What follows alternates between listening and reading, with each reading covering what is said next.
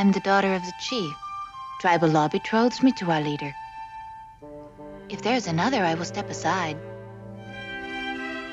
No, Miramani, there's no one else. In my mind, or my heart. Bridge to all decks, an incoming Enterprise incident with Scott and Steve. I'm Scott Mantz. And I am Kirok. And I'm Steve Morris. I always anticipate what kind of clever opening is Steve Morris going to do this week on Enterprise Incidents. And once again, he did not disappoint. We are very, very excited to do our deep dive into a very special episode, not just of the third season of the original series, but of Star Trek overall. From start to finish, the Paradise Syndrome, the other Star Trek episode with the word paradise in it, is a beauty to behold. And joining us as our very, very, very special guest for our deep dive conversation of the Paradise Syndrome, she has been a guest instructor on film history and appreciation. She taught a 6-hour lecture on the films of Ingmar Bergman at UC Riverside. She has been an executive at Sony Pictures for more than 15 years and worked on third-party partnership campaigns for movies like Into the Spider-Verse and a little film that came out last December called Spider-Man No Way Home, which is an amazing movie. And she is also a very dear friend of mine. And she is also, just like me and Steve and everyone listening to Enterprise Incidents, a crazy, diehard Star Trek TOS fan. Yes. Welcome, Becky Deanna. Thank you. You know, the first time that Scott and I met, we realized we had the same ringtone. And then it was the Star Trek communicator sound. And I'm like, this is a friendship that's going to last for a long time. I remember I was in Becky's office and my text alert went off and it's the communicator sound. Yeah. And Becky looked at her phone and she goes, is that you or me? And we're like, oh my God, we have the same alert on our text. Yeah, it was the alert, message. not ringtone. Yeah, exactly. But Becky, I don't think I ever asked you, what was the one Star Trek episode that made you specifically a fan of the original series? Oh gosh, I think it was Devil in the Dark, probably. Good one. Can't go wrong with that. Yeah. And obviously The City on the Edge of Forever. Those are my top two favorite episodes. The love story, I love it. And then this has got an amazing love story, so I can't wait to talk about that as well. But and then Aaron of Mercy is my third favorite episode. But wow, you have excellent taste. Oh, thank you very much. But by the way, having now heard your bio, I keep thinking about what is the crossover between Ingmar Bergman and Star Trek, and I actually think there's a whole bunch there we could probably find. I think so. I mean, Ingmar Bergman's all about the human condition and love for humanity, and so is Star Trek. So a lot of people think that he's bleak, but he really does love humanity and wants to reveal it to his the people that watch his films. And I just think that they have a really nice thread between them. Well, Becky, what is it about the Paradise Syndrome in particular that you love about it? Because I remember when I asked you to join us, you're like, oh yes, I love that episode. Why? Oh, because I know some people criticize William Shatner for over-emoting in this episode, but I just think he's so wonderful. He's so wonderful. And I just think the love story when he genuinely looks like he is in love. And when there's that scene when they're running through the forest, and they're just so happy, and he's realizing how happy he is. It seems so genuine. I love it so much, and it's really effective. And absolutely, yeah. I think that's it. And he's also very dreamy in that scene as well. What about you, Steve? What is it about the Paradise Syndrome that you like?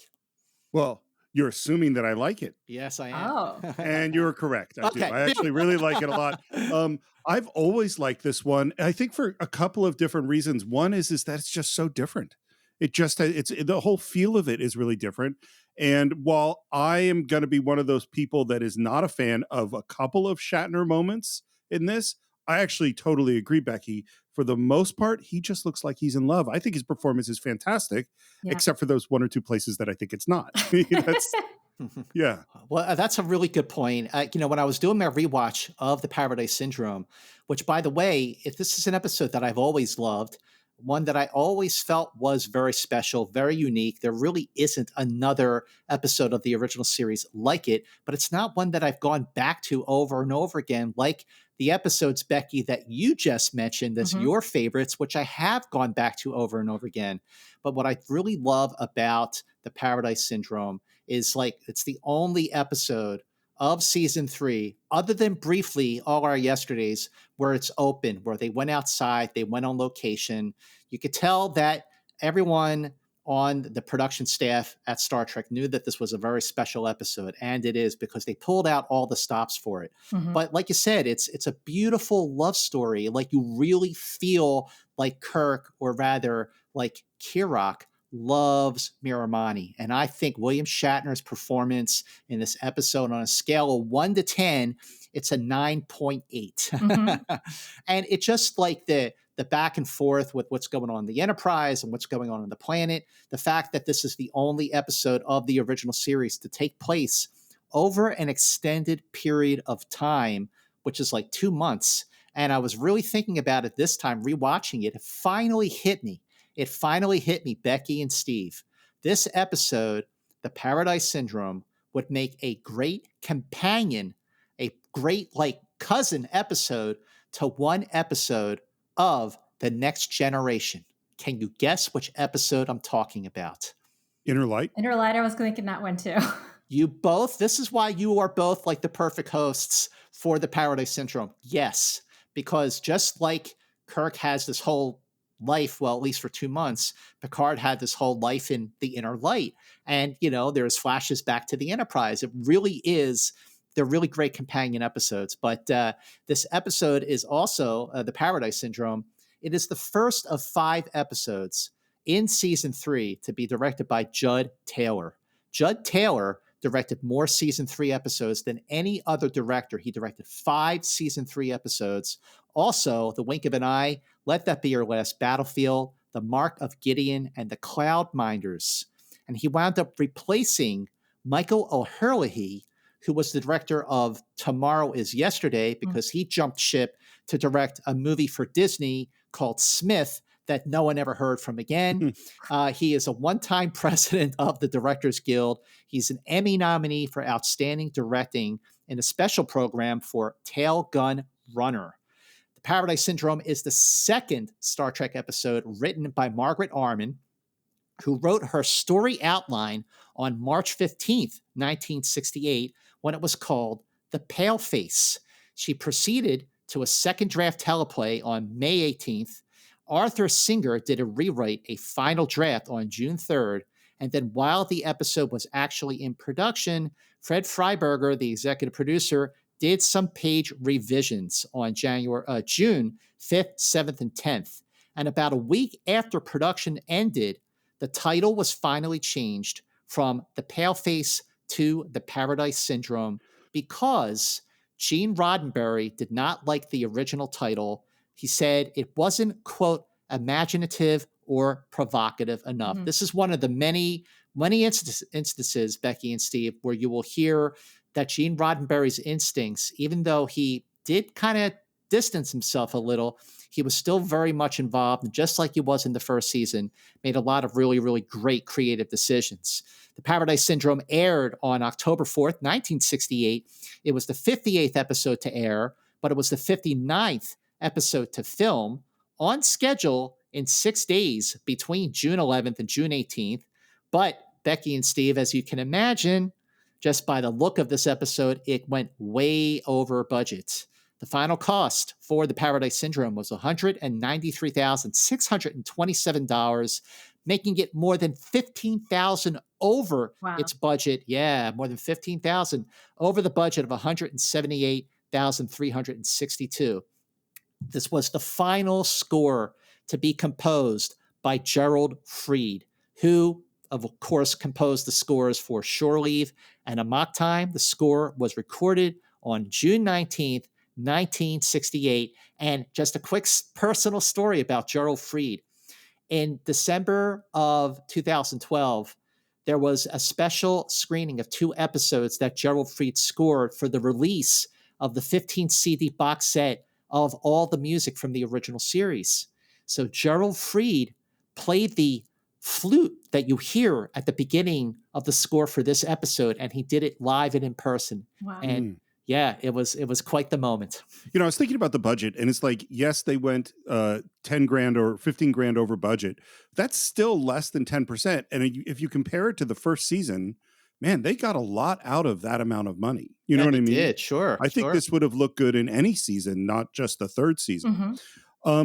There wasn't that much going on in the world, at least not that I read about for this week. But I will tell you some of the things, which is it was filmed between the 11th and 18th of June, 1968. And that on the 12th, after wrapping production, the crew of the Enterprise might have head off to a movie theater to watch the premiere of Rosemary's Baby. Oh, good one. So that would have been pretty freaky. On the 13th, and the only reason I bring this one up is that it just shows we continue to deal with the same things in the world, which is that on June 13th, the Chief Justice of the Supreme Court, Earl Warren, announced his retirement to Johnson. And the reason he did was because of of Robert Kennedy's assassination.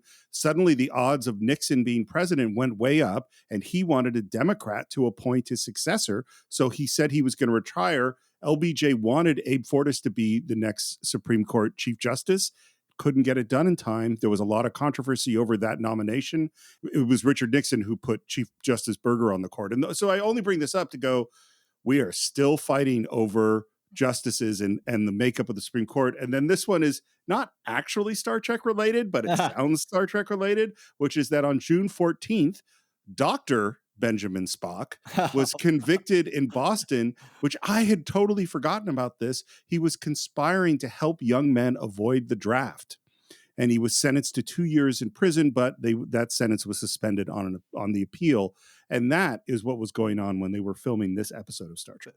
Becky, over the years, how many times has someone picked up on your love for Star Trek and said, "Oh yeah, that's Dr. Spock," and you had to say, "No, it's Mr. Spock. Dr. Spock is someone else." A few times. And you know what I get a lot is people that assume that I like that Star Wars. They're, "Oh look, I'm wearing a Star Wars shirt. Aren't you excited?" And I'm like, "That's Star Trek that I'm into, not Star Wars." Yeah, it happens all the time. Or people call it Star Trek, which is always I flinch. That's a pet peeve. It's not Star Trek. It's Star Trek. You know, it's funny. Paleface sounds like an Ingmar Bergman title of one of his films. It's kind of funny. I'm like, that seems like that would be a Bergman film. You're really kind of funny. Yeah. I'm real glad they changed that title. Yeah. Not only is that title not age well, but it also doesn't fit the show. Yeah. It's not actually what the show's about. Yep. Speaking of which, shall we get into the Paradise Syndrome? Let's beam down to the planet. Are you ready for this? Yes. This planet actually has a name, even though we don't hear it mentioned throughout the episode. The planet is mentioned in the screenplay. The final draft screenplay has the name of this planet, and it is called, talk about being too on the nose.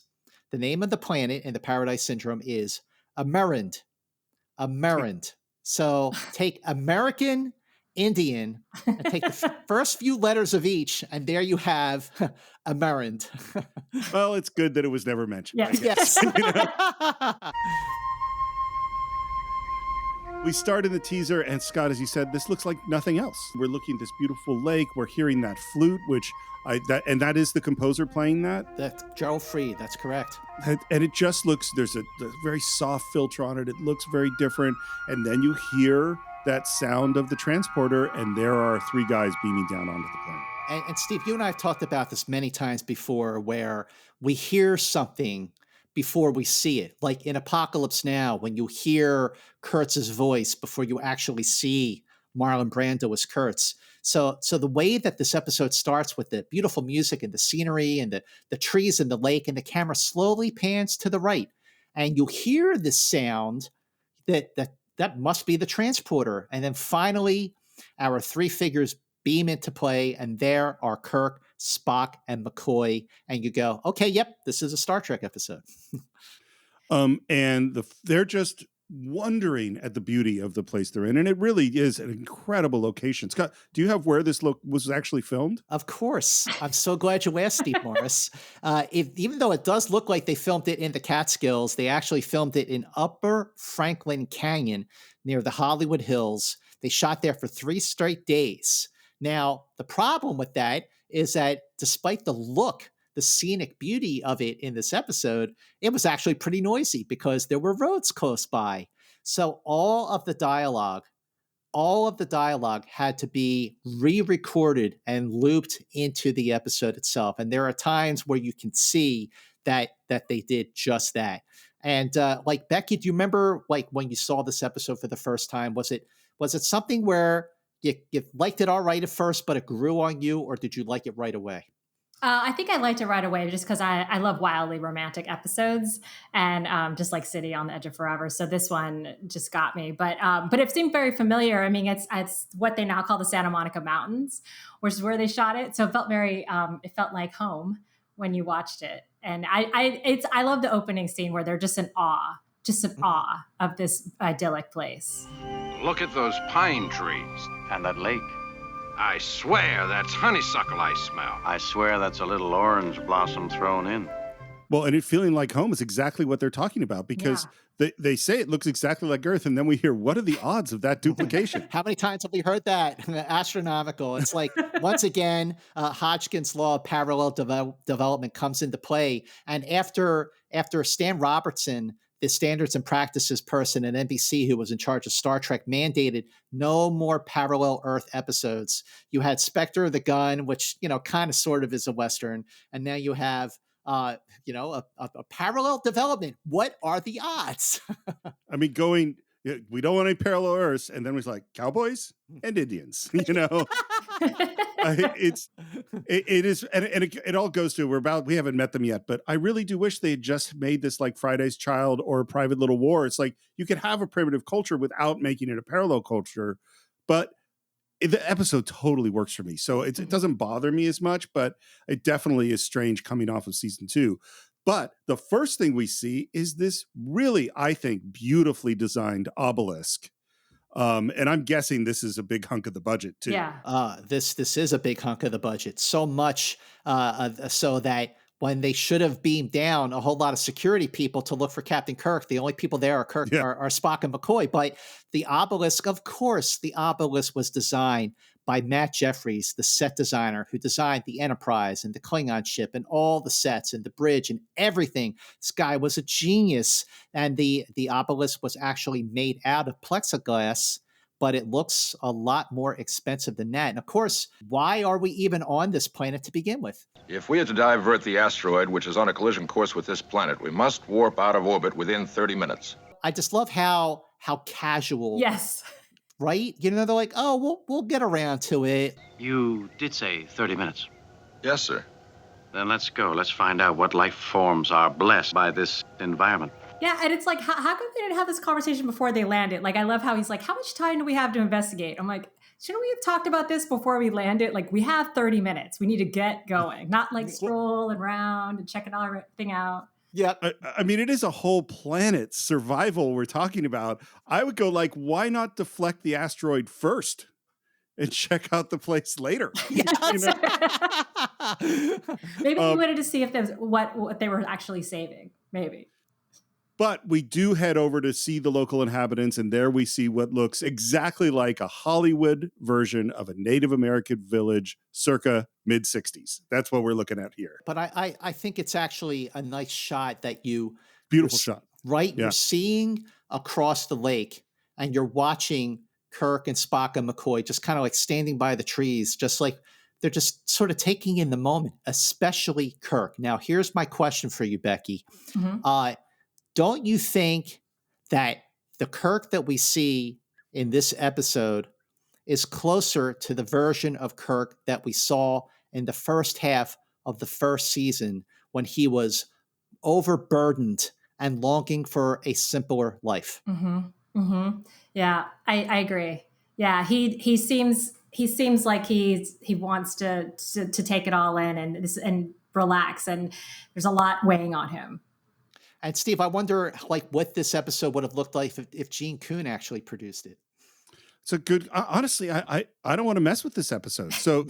But I think it's a good point. The thing that I was just thinking about, because I totally agree. I think we're definitely dealing with themes that were very much part of the first season, and we've been talking about this idea of continuity and if things continued from episode to episode. And what I'm going now is, well, what just happened? What just happened was Elan of Troyes cried on him, and he once again fell in love, and then once again had his duty force him to give up that love. And at the end, McCoy, who had a cure to the tears, didn't give it to him because Spock said, "Oh, the Enterprise cured him," which it didn't, which means that Kirk is still feeling that lost love. And now here he is on this planet, having had to make another sacrifice to his duty. It makes a lot of sense why he's going, this looks beautiful. Like, what? Imagine having a life like this, you know? That's a really good point. We don't know if McCoy actually ever gave him the antidote to the tears from the Domain of Alas. And here he is on a planet, still probably affected in some ways, not just by her, but, it was exhausting having to fight the Klingons at impulse power. So he's probably like, man, I wish I could just stay here and check out. and remember, what are the most famous words about what Kirk doesn't have? No beach to walk on. No beach to walk on. We're right on this lake. And we're on the beach. What's the matter, Jim? What? Oh, nothing. Just so peaceful. Uncomplicated, no problems, no command decisions. Just living. Aw, just want to let him have it. It's like, dude, you take a personal day, Exactly. But let's deflect the asteroid first. Fair, good plan. And I like that McCoy calls this the Tahiti syndrome. Why not just call it the Paradise Syndrome? There you go. Yeah. And I also, by the way, a really nice directorial choice is we're talking about this idea of, it's particularly common to tortured leader types like starship captains. The camera is just pushing in on Kirk. Yeah. And that is such a great directorial choice of like, we're not looking at the people talking. We're listening to them, and we're looking at what's important, which is the effect that this environment is having on Kirk.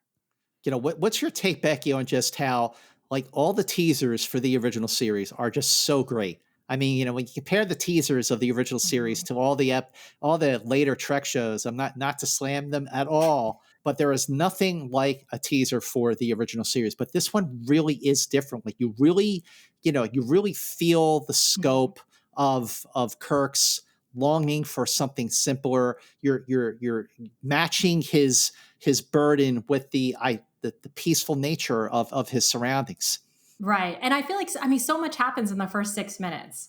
It's so much. Like, it's just, you're watching it and it's this massive amounts of dialogue, and they see the Native Americans, and then they see the obelisk and everything. And it really sets the scene. It's much more than a current Star Trek episode would. You really feel like you're in for something special already when you land on that planet. Let's go take care of that asteroid. But first, I want another look at that obelisk. And we should say that on this obelisk, there are all these symbols all along the walls, and he's examining them. And then he calls up to the Enterprise. Kirk to Enterprise. Yes, sir. And a big hole opens up below him, and he falls down into the obelisk, stands up dazed, and as he stands up, he hits a button or something, and something hits him, and he passes out. And that is the end of the teaser. Now, in early versions, Kirk touches the obelisk. He touches it, and that's what makes it open. And when he falls, he hits his head, and that's how he gets amnesia. And this is another moment where Roddenberry's instincts came in for the better, because he was the one that suggested for Kirk to fall through the trapdoor and accidentally activate alien machinery, which causes him to lose his memory. Like it's like, oh, you hit your head, you bump your head, you get amnesia. That's such a trope.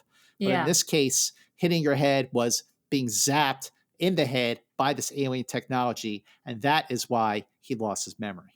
That is really smart. I mean, the hitting your head amnesia, that's like Gilligan's Island. Yep. And I have another thought about it that I'm going to bring up at the end that didn't occur to me until just now, but I'm going to save it till we get to the end, because I actually think that change might relate to several other episodes that we'll talk about it like when we get there. Numerous search parties and repeated sensor probes of the area have failed to locate Captain Kirk. Spock to Enterprise. Enterprise, come in, Mr. Spock. Prepare to beam us up, Mr. Scott. We're warping out of orbit. And McCoy is mad. McCoy is furious. Yeah. He's like, what are you talking about, beam up? And see, this is, Becky, is it just like the sort of the classic moment, the classic type of scene where Spock wants to do one thing and McCoy wants to do something else? And like, doesn't a moment like this really just sort of define what we actually do love about this relationship between Spock and McCoy? Yes. And actually all three of the leads, they all have such different acting styles and just different personalities. And it just always works so complementary towards each other. Their different relationships between each other is amazing. And I love how Spock has to explain to him with the rocks, like he has to dumb it down for McCoy. This is the rock and this is what the asteroid is. It's pretty funny. And I think this is Spock, the leader that he has grown into since Galileo 7, is that he knows that he needs McCoy on his team.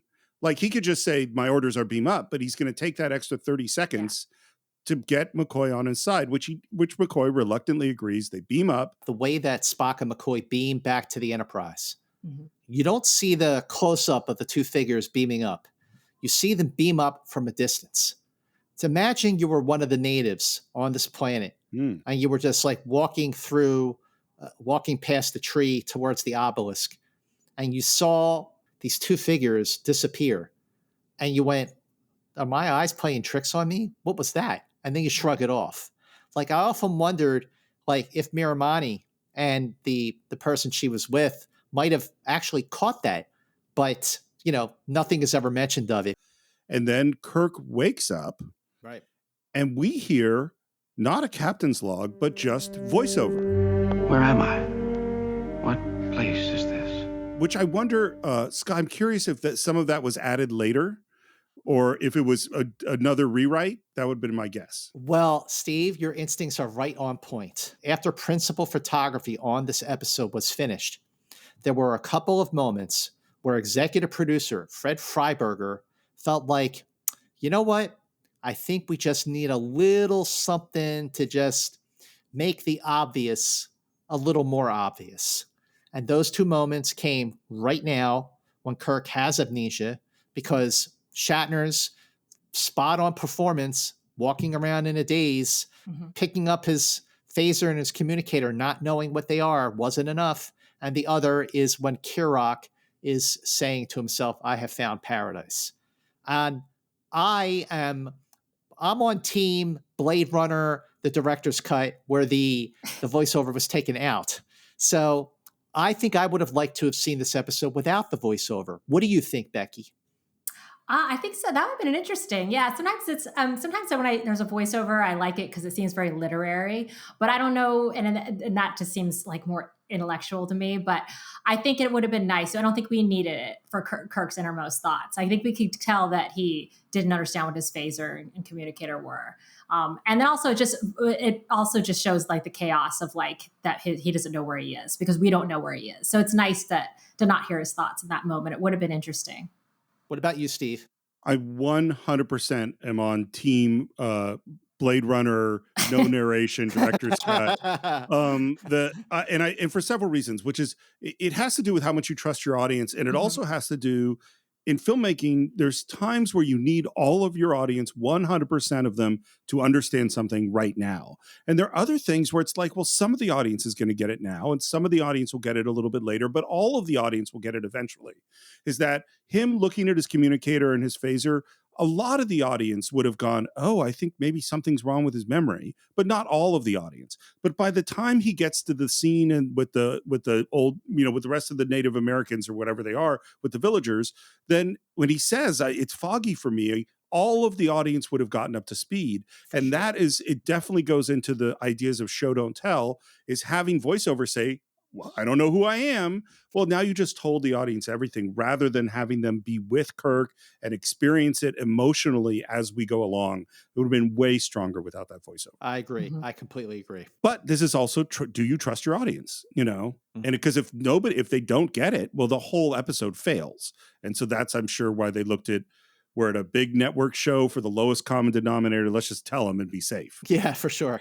It's a real powerful scene when you see him reemerge from the obelisk, because you can see how they think he's a god. It does very much look like he's coming from this thing, this temple that they worship. I think that's a really powerful scene.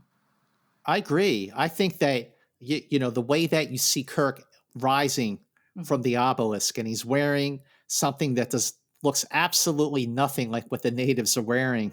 And again, I cannot say enough about the effectiveness at Gerald Fried's score. And it was so effective that, there are some episodes where they do a score and they reuse it in other episodes. Very, very little of the score was repurposed for some of the later episodes of the third season, because the score was so unique to the setting, and it had to be. But you're right, Becky, when Kirk emerges, I know I'm watching a TV show, but he looks like a god to me. Yeah, I would have been Well, and the people that see him, they're two women, one of whom we're going to get to know very well is Miramanee. Miramanee, played by Sabrina Scharf. She was a former Playboy bunny, and she was on TV shows like Gidget, Mannix, Hogan's Heroes, and Hawaii Five-0. And on film, she was in 2 movies in the 60s that starred or co-starred Jack Nicholson. One was Hell's Angels on Wheels. The other is Easy Rider. Easy Rider is among the most important films that I don't like. You don't like Easy Rider? No. Why? Not a fan. Why? Too chaotic. There are amazing scenes in it, particularly the Jack Nicholson sitting around the fire scene is an amazing scene. There are other amazing scenes. I think it's a super important film in terms of new Hollywood, but it's not a movie I'd like to sit down and watch. It's not one you covered on the Cinephiles. No. John doesn't like it either, so I doubt we'll ever do it on the Cinephiles. Are you an Albert Brooks fan? No, I just think I wanted if he's an Albert Brooks fan because he very much influenced Lost in America because they talk about Easy Rider so much in that movie. I like Lost in America so much more than I like Easy Rider. I agree. Lost in America is hilarious. A masterpiece. I love them both.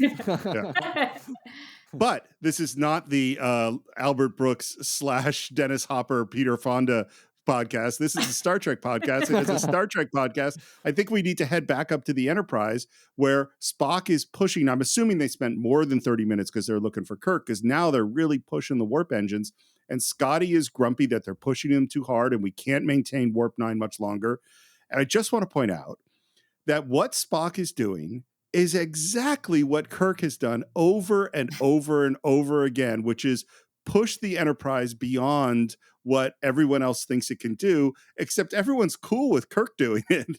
No one is cool with Spock doing it. But has Kirk pushed the Enterprise quite the way that Spock is pushing the Enterprise? Especially, Scotty's kind of really freaking out in engineering, and we really see the effect of them pushing the Enterprise on the warp engines. Now, we've seen Kirk, push the Enterprise past the speed, especially in like Arena when the alien is going to the next level, and then Kirk says, warp factor 8, and everybody turns around and looks at him.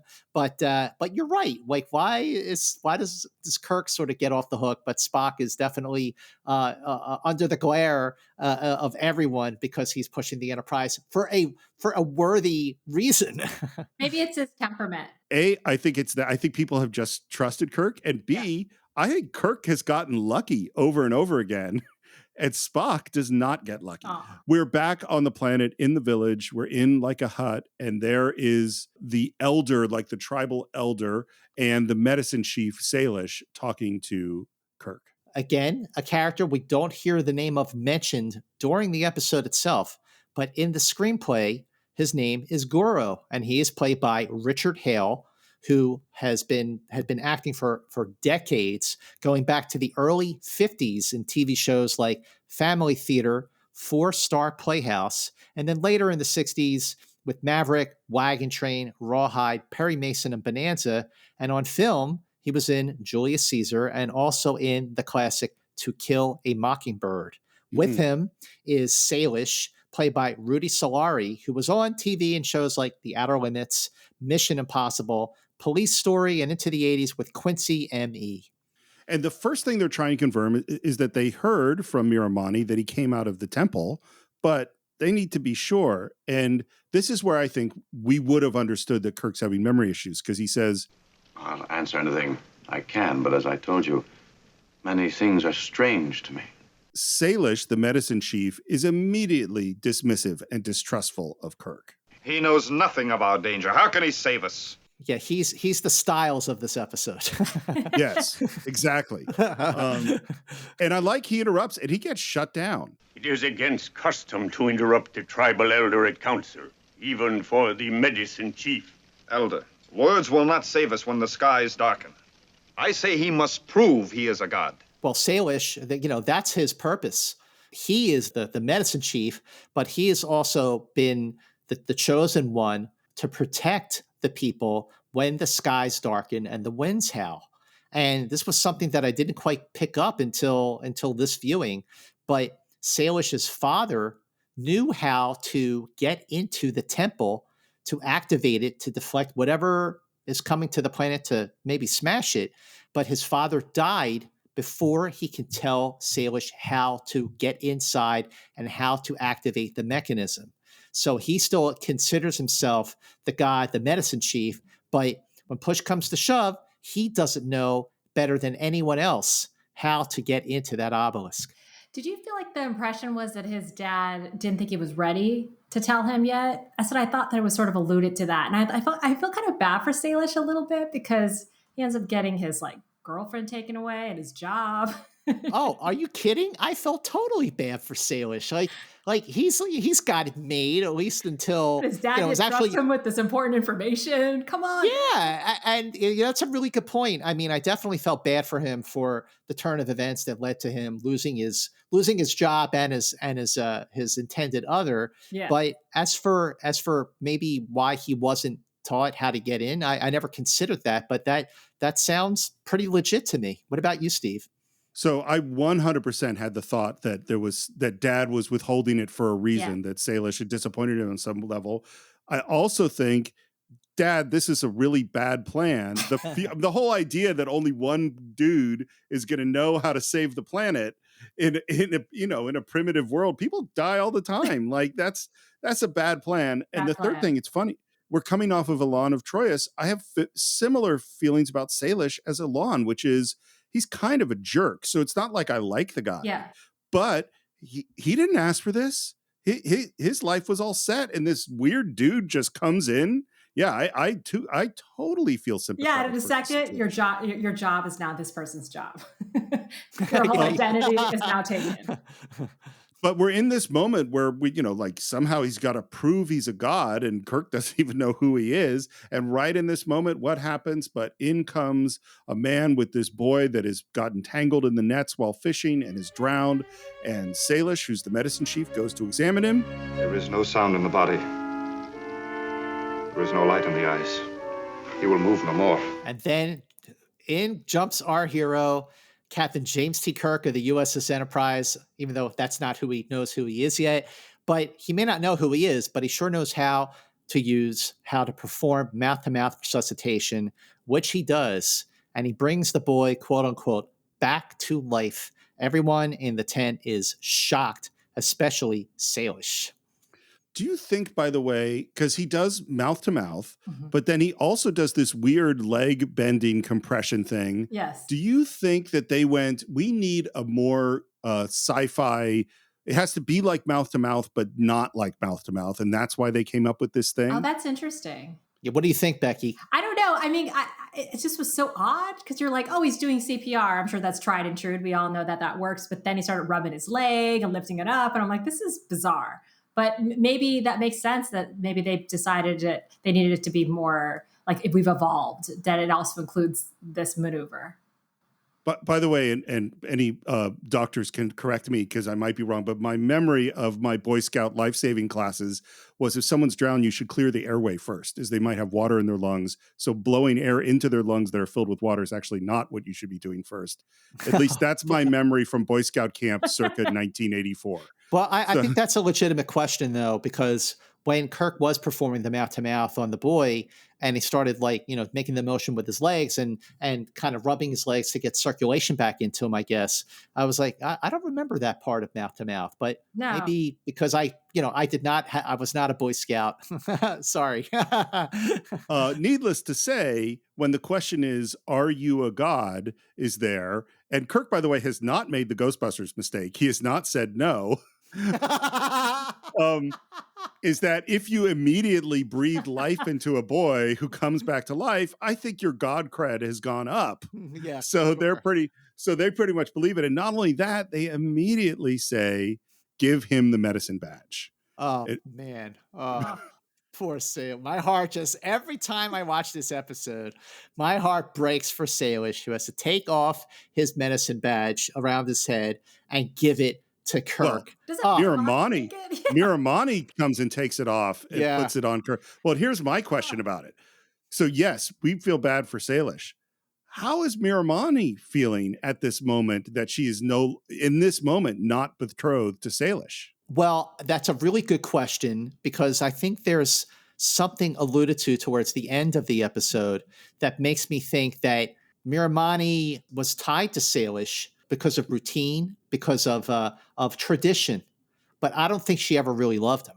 That's totally what I think. Yeah. I don't think she dug him at all, and I think at this moment she's going, yes. You know? Yeah, she was very quick to, hey, it's this guy now. She's like, okay, here we go. We're back on the Enterprise. Again, Spock is demanding full power for their deflectors. Scotty is grumpy about it. And he's even going, all right, you lovelies, hold together. We start to do it, and the power starts dropping, and the lights go dark. Engineering, maintain full power. Full power. And by the way, this asteroid that the Enterprise approaches, if it looks familiar, especially if you've seen these episodes hundreds of times like we have, it's the same asteroid that is used as the artificial world of Yonada in For the World is Hollow and I Have Touched the Sky, the longest title of the original series. Yeah, and so they did save a little bit of money by getting to reuse that thing. Yeah, they sure did. Needless to say, we pushed the engines too far. It didn't deflect this asteroid enough. And so his plan is basically to get right in the thing's path and basically go in reverse in front of it. And that brings us to the end of Act 1. And I have a question. So when we were on the planet, before they beamed up to get to the deflection point, Spock just outlines this whole thing, like Becky pointed out, where he's using a rock to illustrate how much the asteroid has advanced just in the time that he's explaining the situation to McCoy on why they have to get back to the Enterprise in the first place. But they still got back to the Enterprise in time, according to the calculations that they had. But what we're finding out now is that they were too late. They were too late. Do you think that Spock is feeling guilty? Do you think that Spock's motion to move the Enterprise in front of the asteroid and hopefully blow it to smithereens with their phasers was an act of desperation, almost like the one that he pulled at the end of the Galileo 7? So first of all, as we said many times, I think both you and I, Scott, think that what he did at the end of the Galileo 7 was the most logical thing to do. Mm-hmm. You know, so I don't think this is an act of desperation. I think he's making he's making a calculated risk. Does he feel guilty? Maybe, but I actually think, so here's my construction of the events, which is that they needed to leave in 30 minutes, but they didn't. They left in 45 minutes or an hour. Right. And that led them to use up more warp power to push the engines farther than they were able to, which is what led to them not being able to deflect the asteroid. And so to me, I think Spock has made the best possible decisions he could have made this whole way, and now he is making the next best possible decision. What's your take on this, Becky? Yeah, I think so too. I mean, it's a bummer. I'm glad he's not blaming Bones for like, I we're late because I had explained this to you, and the time I had to explain this, now we've lost a minute. Asteroid's here, not here. But I think there's a lot of weight on him because obviously Jim's his closest friend, and he wants to. I think that he's got a lot of pressure on him. So I think he's trying to just push them as hard as it can go and hope for the best, and feel like logic could work out. And it's really kind of heartbreaking when it doesn't. Right, sure. We're back in Act 2, and Miramani is bringing some water from the lake, and there is Salish. And this is I don't think he fully got it when she took the medicine chief symbol from him, because he comes up to her and basically like, hey, shouldn't you be getting ready for our wedding? Yeah. She's like, no, we're not getting married. What do you mean? Tribal priestess. and Medicine Chief are always joined. He is medicine chief now. That's funny how she throws out tradition here. She's like, oh, it's tradition. Yeah. Sorry, can't make it happen. Well, and she basically gives him, there's other fish in the sea. And then this is the moment, and it's just a reaction shot. There's just a kind of a look from her. But I think if you watch her look, her answer. He asks, Miramani, if you could choose, would you choose me? Oh. And she gives a look, and she walks away. It's brutal. And that answers the question that you asked before. She was not into Salish. She's not that into him. Yeah. No, that's pretty brutal, though. I mean, you're in a small village. People don't usually, I'm assuming there's not a whole lot of choosing who you get to marry. So she just got to win, basically. Yeah. Kirk is working on a lamp, and Miramanee enters, and she bows to him. Perhaps you would like to bathe now. Oh, okay, sure. She is fascinated with his shirt. She just is like, how does this come off? What's happening? Yeah. Like she's working on a shirt for like 5 minutes, it feels like. Which is like to take it off. Let's get your damn clothes off. Miramani, tell me about the wise ones. Tell? But a god knows everything. Not this one. And then she explains, the wise ones brought us here from far away. They chose the medicine chief to keep the secret of the temple and to use it when the skies darken. Why doesn't Salish use it? Why are the people in danger? And this is where we get to what we were discussing earlier, that Dad didn't share the secret. And then as we're talking about this, in comes Goro, the elder. Our people rejoice and wish to honor your name, but I did not know what you wish to be called. And he thinks, Kirk. And we're going, dude, it's Kirk. Your name's James T. Kirk. You introduced yourself like 900 times in the course of this series. I don't know how many times I've seen this episode. Every single time I get to that moment, I just want to go, say it, it's Kirk. But I gotta say, Becky, don't you think that Shatner's performance, I mean, I know we talked about his performance being great, but I think his performance in this particular moment is really on point because it's restrained. He's like still confused and he doesn't know who he is. And it's like something as simple as, what is your name?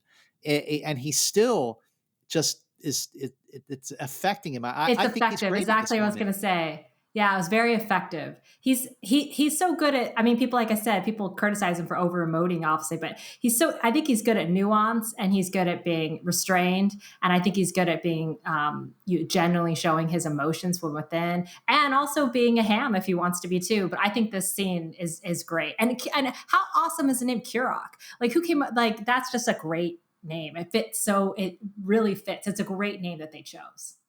I like when Goro says, "Is it Kirok?" Okay, that works for me. Sounds great. Sure. And then we hear, and he's thinking about that name because he's like, "No, that's not exactly my name." And they think he's displeased. No, everything's fine. And it must be ourselves, the way we live.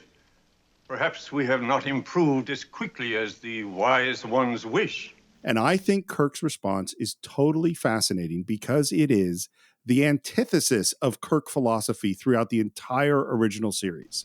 Your land is rich, your people happy. Who could be displeased with that? And it's like, well, you messed up the place with the apple. You destroyed this side of paradise. You continually have said man's got to struggle. He's got to advance. He has to drive forward or he's not even being alive. And here he says, the land is rich. The people are happy. Who could be displeased with that? And guess what, Steve? I'm glad you brought that up. I was kind of thinking along the same lines, but not in the way that you just put it, which is right on point. So my question for you and for Becky is this. If we go back to the apple and Kirk took the Valiants out of paradise, if we go back to Omicron Ceti 3, and he took the settlers of Omicron Ceti 3 out of paradise, regardless of how the settlers, the colonists, were being infected by spores and not acting on their own, on their own free will, or the Valiants were being run by a machine, for the purpose of just only feeding the machine. Take all that out. So if this version of Kirk that we are seeing here is saying, everything is great here, you're peaceful, you're happy, what could be better than that? Maybe Steve and Becky, maybe the version of Kirk that we saw in those previous episodes is being driven by duty. Whereas now that duty has been stripped of him because his memory has been stripped of him. And this is truly who Kirk is at his soul. Oh, wow. Which is why in episodes like this and Balance of Terror, we see that he is longing for something simpler. He has been longing for something simpler all along, but it is his devotion to his duty and to his ship and his crew that has made him take the actions he did in the past. I love what you just said there, Scott, and I'm really thinking about it, and I think you kind of have just helped me put my finger on something about Kirk. I mean, it's crazy to me that here we are, 59 episodes into the original series. We've been hanging out with this Kirk guy a lot. We've talked about Kirk endlessly, and I feel like I'm still discovering stuff. Mm-hmm. And here is what you just helped me to understand, I think, which is that what we should say about Kirk, as amazing as he is, he's not perfect. He doesn't actually have it all figured out. So when he makes that speech at the end of This Side of Paradise, that's his justification for what he just did. That's him like, well, because he says, well, maybe we weren't meant for this. Maybe we were meant to march to the drum or whatever it is that he's wrestling with these ideas. He had to get them off the planet with the Volians and in the Apple, because the Enterprise was going to be destroyed and they were all going to get killed. So He had to do that. And then he had to kind of justify what they had done. But maybe what we're seeing in this moment is him is like, oh, it's not actually simple. These aren't simple questions. There's not a right or a wrong answer here. Mm-hmm. There's complicated answers. And that Jim Kirk is a person who absolutely believes in duty and absolutely wishes there was a beach to walk on.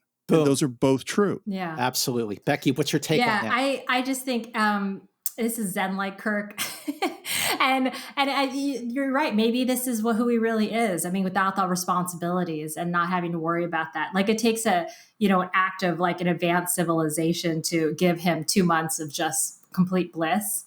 Really, and that he like can't, and even later when he can't escape his responsibilities, like is still haunted in his dreams of like, I think I'm supposed to be somewhere else, but it's like a haunting thing, not like something he wants to go back to.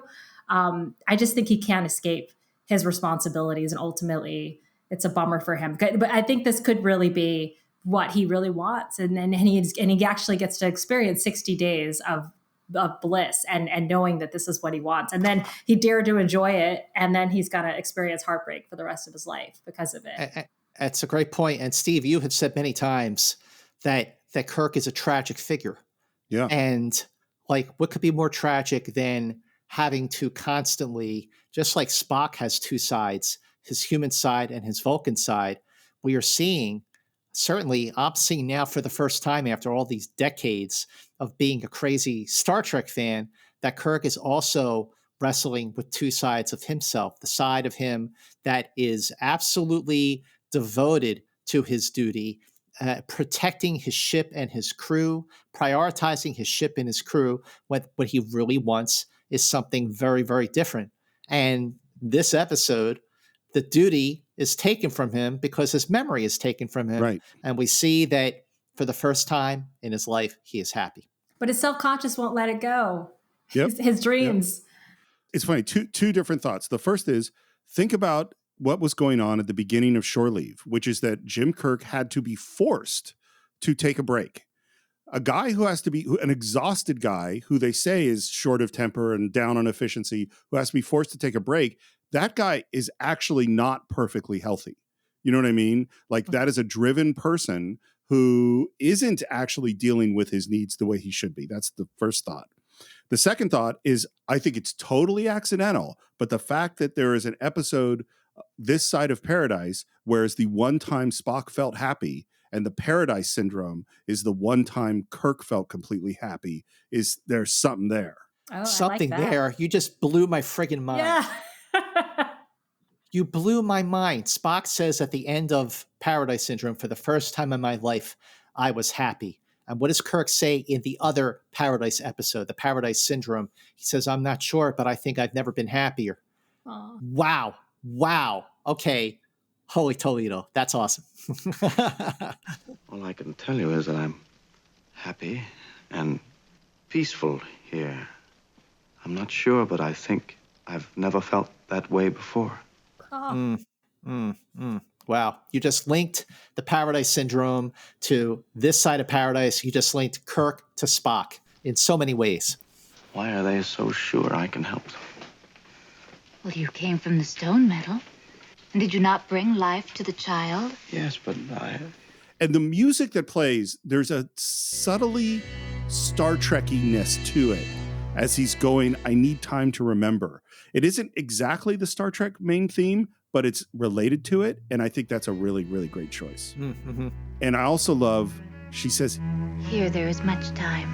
And very tentatively, she touches him. For everything. We're back on the Enterprise. Lock all phases on that mark. Maximum intensity, narrow beam. I want to split that fissure wide open. You sound like you're cutting a diamond. Very astute, Doctor. And we're firing the phasers, and Scotty goes, Parents, my poor parents. Scotty complains a lot in this episode, but that's okay. Yeah. Well, and it might be that he's complaining all the time when Kirk is doing this stuff. He's just off camera, you know? Now Kirk wakes up, and now he is dressed in native clothes, and Miramani is there. If it pleases you, I would like to name the joining day. The joining day. I'm the daughter of the chief. Tribal law betroths me to our leader. If there's another, I will step aside. It's quite a moment for, basically, he didn't know they were getting married, you know? Yeah. But now that he's finding out, and he finds out, tomorrow, he's all for it. I mean, the line, Scott, you always talked about, I remember what the line is, but from Conscience of the Kings, galaxies may collide or whatever, you could quote it. Worlds may change, galaxies disintegrate, but a woman always remains a woman. And I'm so glad you brought that up, because even though Kirk has lost his memory, even though right now he is Kirok, he is so charming. He's so charming with Miramani. No, Miramani, there's no one else. In my mind, or my heart. Oh. And the look that he gives her. Right, Becky? Doesn't it just make your heart melt? I put the quote in bold, in red, in my notes. It was so beautiful, and it was heartbreaking, and not heartbreaking, but just like heartwarming. He genuinely looks like he just is just so in love, and it's such a beautiful thing to say to her. And it's also, we've talked, Becky, we've talked so many times about Jerry Finnerman, the cinematographer for the original series. And even though he did leave in the third season, he was still with us for the Paradise Syndrome. And this scene in particular is beautifully shot, beautifully lit. And the way that Shatner is framed in this scene, I think then, and Steve, you brought up that moment from Conscience of the King. I think this is just as effective, even though Kirk doesn't have all his bearings. Instinctively, it's still who he is, that he is just that guy. He's that charming. Well, and the moment of the Conscience of the King on some level is bull. He is manipulating someone to get information. True. This moment, I think, and this is where, Becky, you said at the beginning, Shatner's performance, I think him in this romantic role, he's amazing. Mm-hmm, mm-hmm. I think it is simple and honest. It feels totally, totally real and true to me. I think and it's funny because there are two, I would say this and obviously City on the Edge of Forever are the two really great love stories in the original series. And this one, I think City on the Edge of Forever is a better episode. Mm-hmm. Yeah. But I am more involved in this love story. That's a really good point.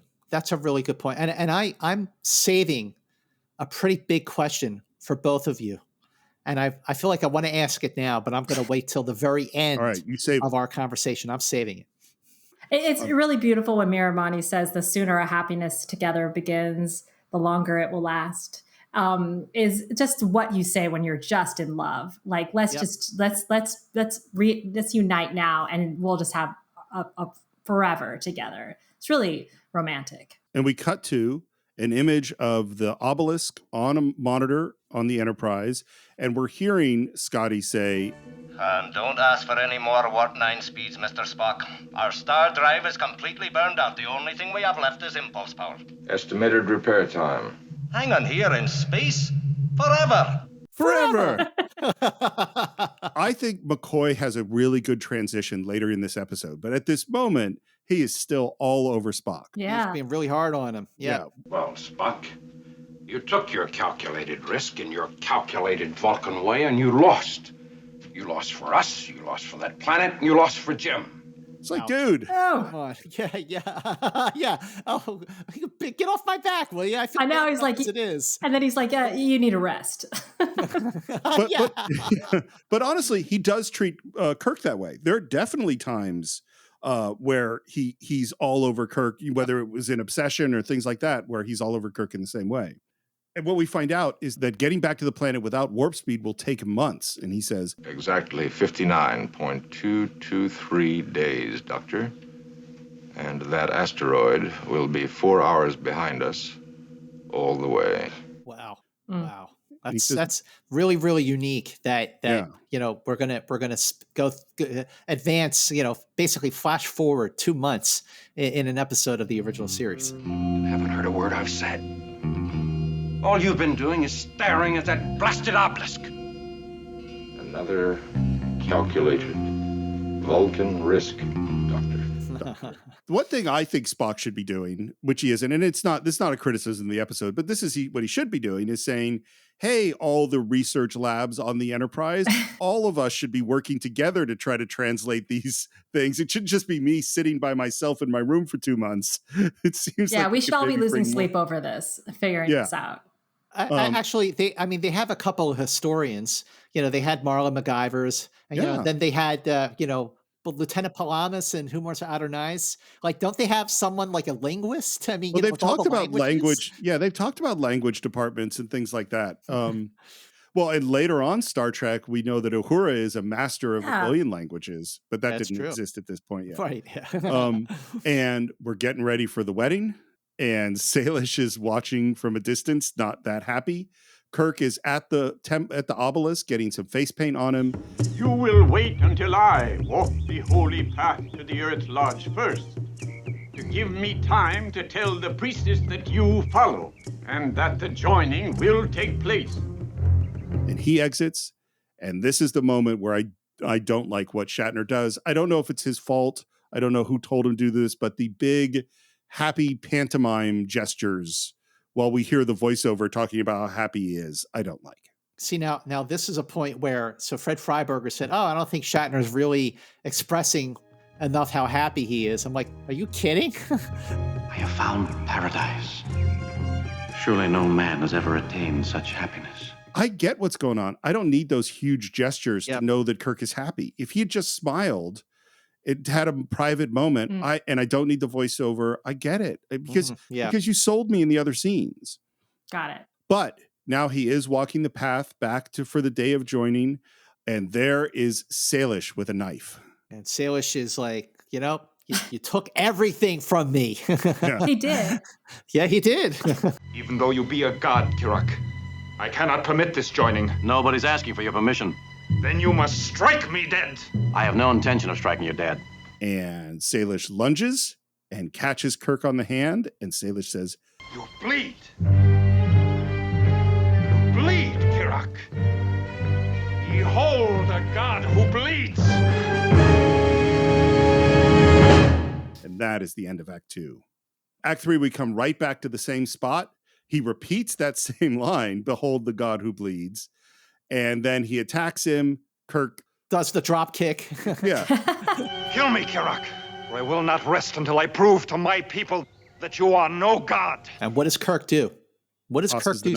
He tosses the knife. Yeah. And he shows mercy and compassion. And not that he was going to kill Salish like he was almost going to kill the Gorn or almost going to kill Wyatt Earp in Spectre of the Gun.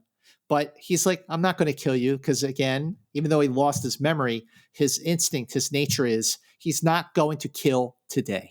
Yep. And then he heads off and basically gets married. Yeah. We're back on the Enterprise. And this is where the budget is clearly small because we're just in Spock's quarters. Like, we're basically not going to leave there at all. I thought you were reporting to sickbay. There isn't time, Doctor. I must decipher those obelisk symbols. You've been trying to do that ever since we started back to that planet. 58 days. I'm aware of that, Doctor. I'm also aware that when we arrive at the planet, we'll have barely 4 hours to effect rescue. And now what's so interesting is in the 2 months off camera, McCoy has changed what he thinks. Well, my diagnosis is exhaustion, brought on from overwork and guilt. You're blaming yourself for crippling this ship just as we blamed you. But we were wrong. So are you. Yep, he has a turn. Thanks, McCoy. Yep, he turned around.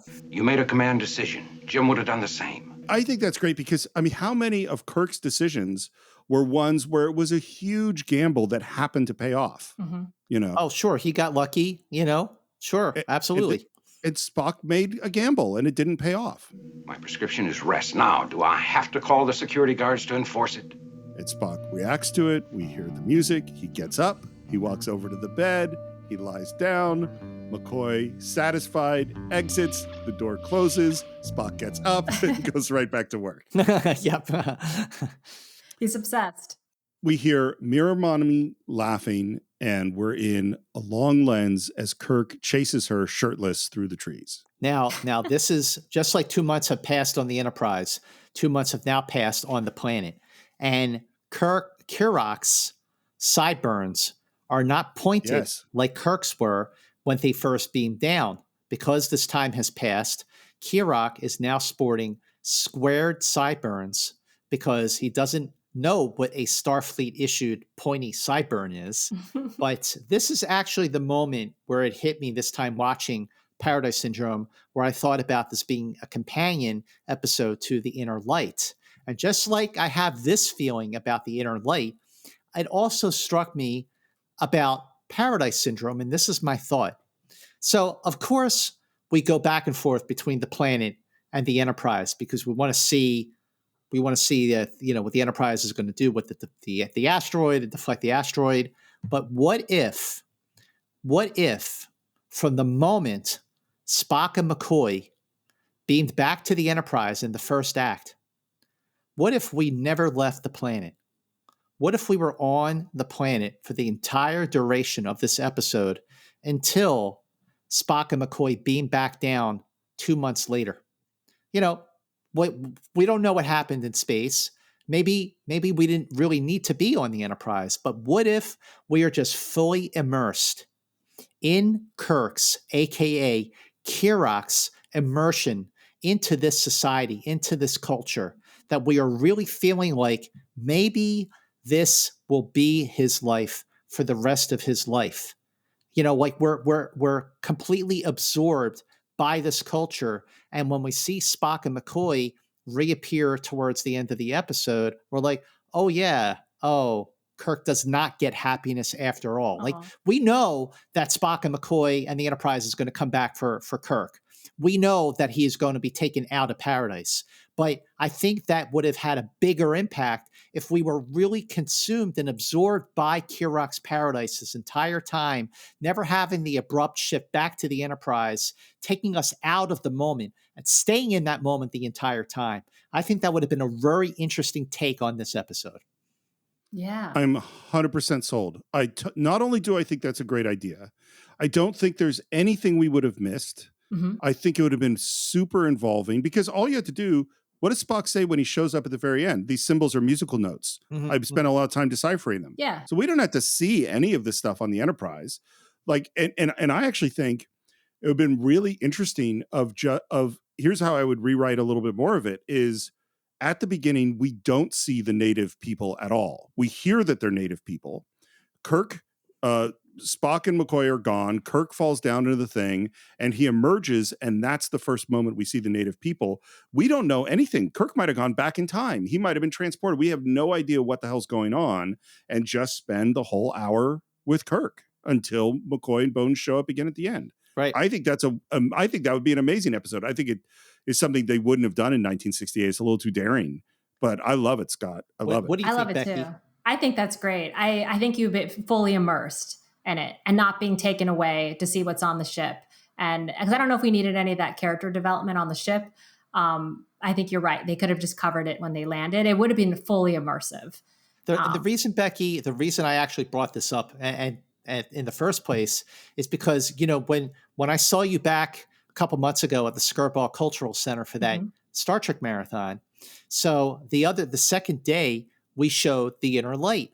And while I was watching The Inner Light, and, you know, there are those moments when they go back to the Enterprise with Riker and Crusher and Troy and everybody. And I thought, wouldn't this have been more interesting, more immersive if we just stayed on the planet with Picard and you really get the sense that you're living out this life, this other life of Picard's, like totally forgetting about the Enterprise.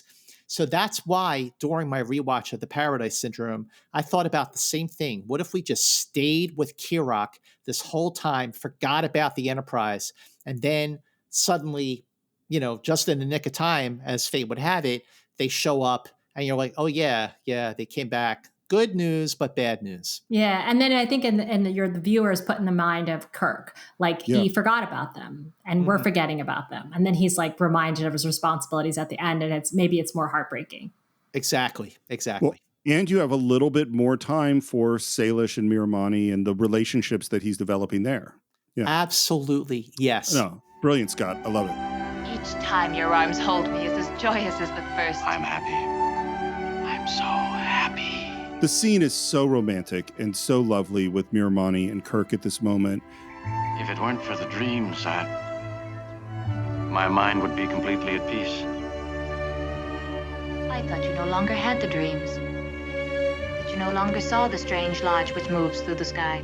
Here's a thought. Has this thought ever occurred to you that the reason that the dreams went away and the reason the dreams are now coming back is that the Enterprise was far away and now the Enterprise is back closer? I never thought of that. Oh, but wow. Well, so what you're saying is that there is actually a connection between Kirk and the Enterprise. I've always had that thought. I don't think there's anything to it necessarily, but I've always had that thought. That's so great. I love that. Wow. I love it too. And no way did I ever think of that. But oh yes, does that make sense? That as the Enterprise, as the first love, the true love of his life is coming back, moving back towards him, that he's feeling it. But I also think that there's something kind of chilling in the way that Miramani describes the lodge that moves through the sky, and the way that Kirk is saying, I have these visions of these two people, two faces. I feel like I should know them. I feel like my place is with them. And the way that Kirk is saying this, it's like he's, I don't know. He pauses, like he's trying to find the right words, and like he's scared. He's scared because maybe this destiny is going to take away his happiness. Yeah, and he actually says, I don't deserve this happiness. Like he kind of knows I'm not supposed to be, this isn't my path. I'm not supposed to have this happiness. Right. I've always interpreted it as it's that sense of duty. It's that underlying sense of duty that's just, it's still there. He knows he's supposed to be doing something. By the way, I had the thought of these two faces. Wouldn't it be funny if the two faces that he keeps dreaming about are Chekhov and Nurse Chapel? You know? Oh, one other thing, by the way, during this scene is just, I don't know if you noticed it, there is a bug crawling on Shatner's face. On his forehead. Yeah. Dude, trying to act when I've had this happen, been on a camera when there was a bug on me, and you just got to go like, don't ruin the take. Don't ruin the take. I have a gift for you. Gift? What? It may make you happy. And she goes away, and she comes back with a basket, and he gives her a sort of, what's that? And she says, I bear your child. And his reaction and his smile and kiss and the laughter and the note I wrote down as I'm looking at this lovely romantic scene, I wrote down, man, this really is tragic. Yeah. It really is. I mean, Becky, we are seeing Kirk, even though he's not all there, we are seeing him married, and we are seeing him in the throes of becoming a father. That is something we never saw before or since with Kirk.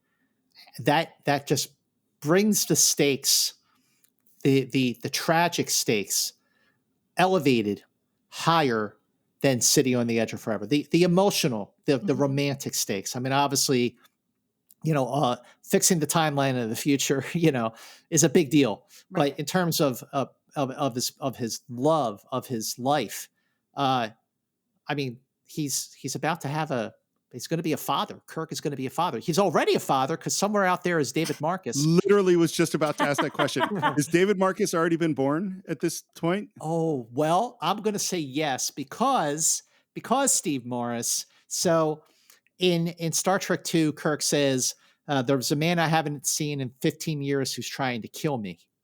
So this episode, the Paradise Syndrome, takes place after Space Seed, but if Space Seed was 15 years before Wrath of Khan, and David Marcus is clearly older than 15 years old, then yes, David Marcus is out there in the world, but Kirk doesn't know about that yet. Well, I don't know. I don't know that Kirk doesn't know about David Marcus. Well, maybe you're right, because he says, "Is that David?" Yeah. I think he knew David was born, because there's the conversation. Again, this is not in this episode because David Marcus does not exist in the Star Trek universe idea yet. But he says, she says, I wanted him in my world. It was clearly a discussion they had when David was born that he was going to go with Carol. But anyway. That's why the listeners love this show, for conversation like that. Yeah. It's later, we're inside their hut or whatever. He's digging in the dirt, talking about his plans for a canal. And we just see how their relationship is going. And then as they kiss, we hear thunder. Uh-oh. It's only the wind and the thunder. I act like a stupid child. I have nothing to fear. You are here. And there's more wind, and she says, it is time. It is time indeed. And every time I watch this episode, and we're at this moment, this really tender moment between Kirk and Miramani. And by the way, the scene where Kirk is describing how to build the aqueduct and the lamps, that scene was added into the screenplay by Arthur Singer, who was the story editor in the third season. Now, when we think back to the first and second season and all the contributions that Dorothy Fontana made as story editor, well, Dorothy Fontana left the show as story editor after the second season, and Arthur Singer came in through Fred Freiberger, and this was actually a really good scene that he added. And then just at that moment of tenderness and affection, you hear the thunder, you hear the winds, and I think to myself every single time, I go, uh-oh, honeymoon is over. But it's only the wind. The wind can't harm them. The wind is only the beginning. Soon the sky will darken, the lake will go wild, and the earth will tremble. Only you can save us. But I can't do anything about the wind, the sky. And this is where we hear that his job is to go inside the temple and make the blue flame come out. And now Goro shows up and wants him to be at the temple. If you do not rouse the temple spirit, we will all die. I have a question.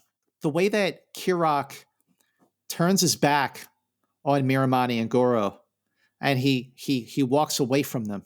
What do you think of Shatner's performance in this moment where he goes, but I don't know how to enter the temple? Like I think that Shatner's performance in this episode is so fully realized. Becky, what's your take on this moment with Shatner and with Kirok? And he's, he had all this happiness and now he's having all this responsibility thrust on him, right, and he doesn't know what to do.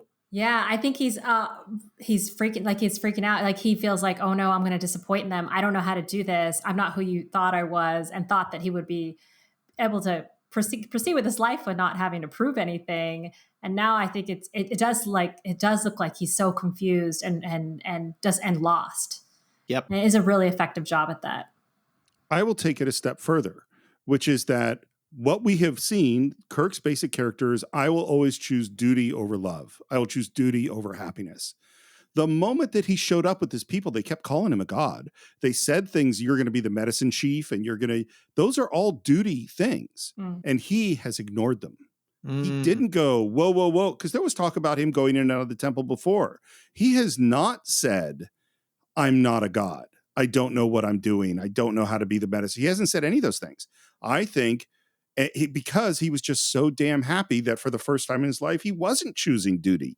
And now this is the moment where he goes, I failed. Right. Or he just,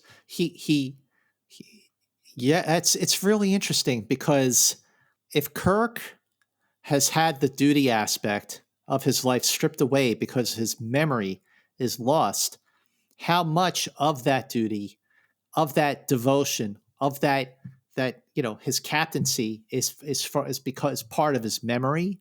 Because if he doesn't have his memory and he's choosing happiness in this episode, and now that he's having duty thrust upon him, well, and that duty is not bringing back the memory of the duties he's had all this time before that. Mm-hmm. So, how much is duty tied to memory? I guess is the question. Well, this goes into, it's funny. I was just listening to, it was a Great Courses where it is a guy talking to a philosopher using science fiction to talk about philosophy. That is, and in fact, there was an episode where he talks a lot about Star Trek, which Scott, I was going to send to you. But what he literally, there was a whole lecture talking about whether or not memory is in fact who we are. Could we take someone's else's memories, and would that make us them, or would we still be you? And where is your identity fixed? Wow. What is your, in terms of consciousness versus memory versus all this stuff? This episode's not about that, but it certainly is a thing. Like, how much is he still Kirk without his memories? Mm-hmm. You know? Exactly. Needless to say, the person who is most tough on Kirok at this moment is Salish. Well, what do you wait for, God? Your ropes? And so we're back at the obelisk. It's windy, really windy. They got some big wind machines out there. And Kirk is up there banging on the walls of the temple.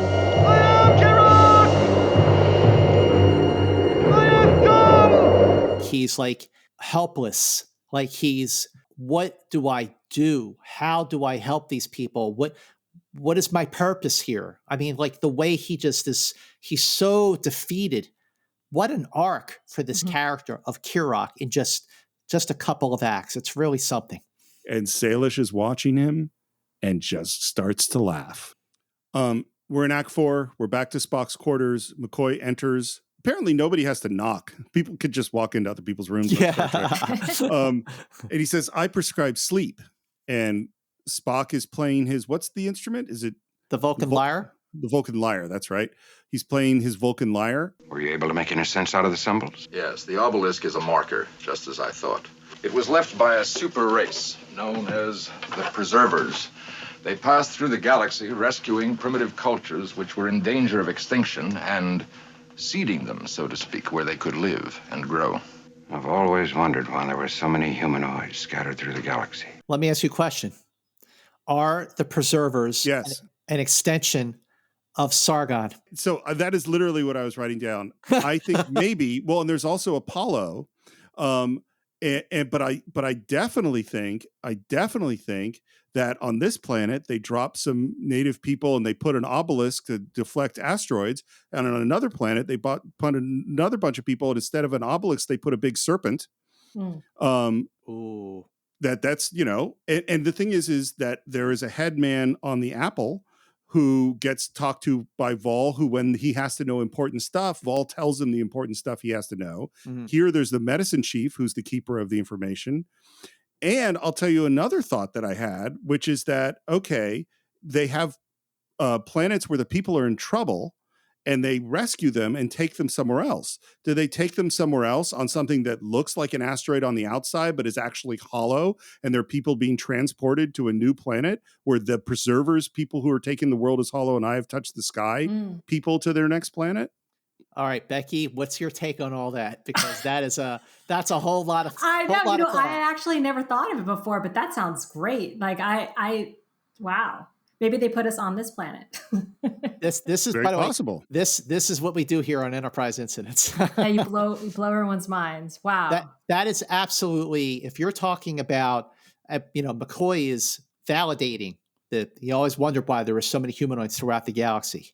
And you basically looked at taking similarities, by the way, between the Apple and the the Paradise Syndrome and validating it to suggest that maybe the preservers are the reason that the Valiants exist in the first place.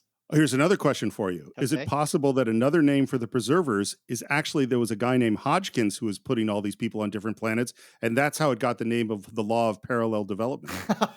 I think that's a little bit more of a stretch. I like your maybe other idea much, much better. All right, fair.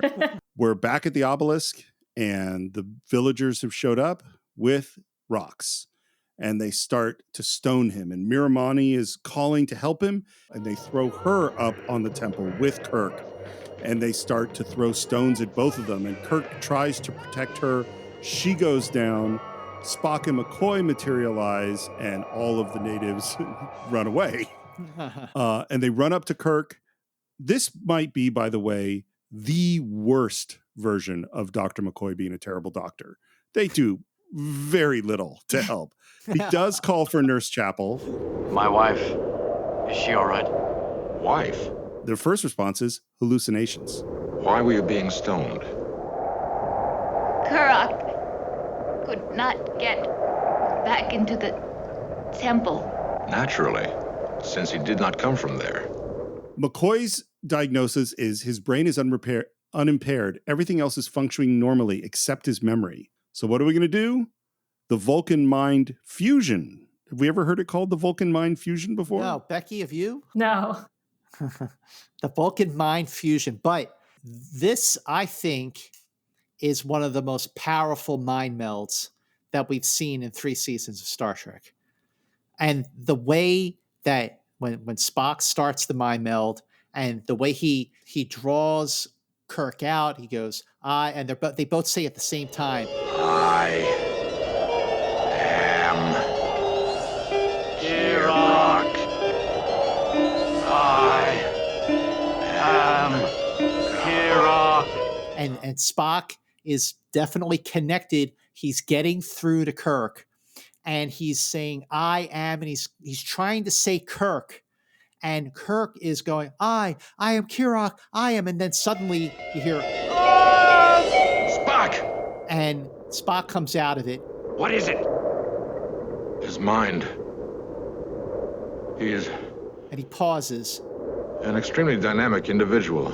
And is it me, or when Spock says those words, he is, and he pauses, an extremely dynamic individual, is Spock on the verge of tears? Aw. I don't know if I think he's been over. So before we answer that question, I want to back up. What is happening when they're saying I am Kirok together, and Spock is going, and then finally says I am Spock? I feel What's like happening? Kirk is fighting back. Yes. He doesn't want, he wants to keep Kirok. He wants to keep his happiness, and he's fighting it. And I agree. Yeah. That's what I think is happening. I think it's more than that. It is exactly what I think is happening. I think Kirk isn't just fighting back. Kirk is winning. Yeah. Kirk is overpowering Spock. Mm-hmm. Kirk is, because he is forcing Spock. Spock's trying to get Kirk to be like, you're Jim Kirk. And Kirk is forcing Spock to say, I am Kirok. Kirk It's a powerful scene. Overwhelming Spock. And here, this goes back to the very beginning of Enterprise incidents, way back in The Enemy Within, when we first started talking about this, and we first started discussing when Kirk has to bring these two selves back together, and the act of will it took, the act of character it took to do that, and that experience gave him the strength to deal with the naked time and get himself under the control, and that gave him the strength to deal with Dagger of the Mind, where he was being mind controlled into loving Dr. Noel and all that. When I first had that thought, when we were talking about Enemy Within, the episode I was thinking the most about was Paradise Syndrome, and this moment. Wow. Is that the guy who learned to bring himself together and develop that mental discipline, that freedom from the spores in this side of paradise, that is the guy that Spock is coming up against. The person who is desperate, has the power to hold his whole psyche together, is now going to overwhelm Spock. That is where this comes to. That is why he is an extremely dynamic individual, because of all those experiences. Becky, what's your take on that? That's beautifully said. Beautifully said. I don't want to add anything. Well, I think to your point, Becky, I think that Kirok is fighting back. Yeah. Because Kirok doesn't want to lose his happiness. And Spock is bringing Kirk back, bringing back the duty, bringing back the burden. And there is definitely a conflict there. And I think that Spock, like you said, Steve, Spock is overwhelmed. I think there's a little bit of an emotion there where Spock says he's composing himself. That's why he pauses and he says, an extremely dynamic individual, but it worked. And I think Shatner plays really well. I remember who I am. I know that I have a duty and I have stuff to do. The woman I love is dying next to me. Mm-hmm. He's playing both of those things really well. Spock kind of gets him up to speed that this is a deflector, that it's musical notes. You mean entry can be gained by playing certain notes on a musical instrument? That would be one method. Another would be a series of tonal qualities spoken in their proper sequence. And Kirk thinks for a moment and then says, give me your communicator. Kirk to Enterprise. Aye, Captain. So the sound of the communicator followed by the musical tones, Kirk to Enterprise, that's what activated the door to open the obelisk. That is so fascinating. That talk about, forget Hodgkin's law of parallel developments, in all of the universe, that just coincidentally, the same exact language that Kirk uses to hail the Enterprise 5 times in each and every episode, preceded by the tone of the communicator flipping open, that is the musical note that activates the door to enter the hatch and to enter the obelisk. That is so fascinating to me. Well, here's a question. Is this a crazy coincidence or is this destiny? Did the preservers know that Kirk would come? Oh, wow. Oh, fate. Fate. Becky, what do you think? I don't know. I hadn't thought of it before, but I think that's really beautiful. I like that. I don't like fate stories as much, although I'm a big Stephen King fan and he loves fate stories. But I don't think that's such a Star Trek thing as much, but he shows up looking like a god. I mean, everything leads to this is what saves the planet. Well, I'm a Terminator fan, so no fate but what you make. So anything has to do with fate, I'm in. But also, if the preservers are that powerful, then they might have also the power to see into the future. Maybe. And that is a very valid point.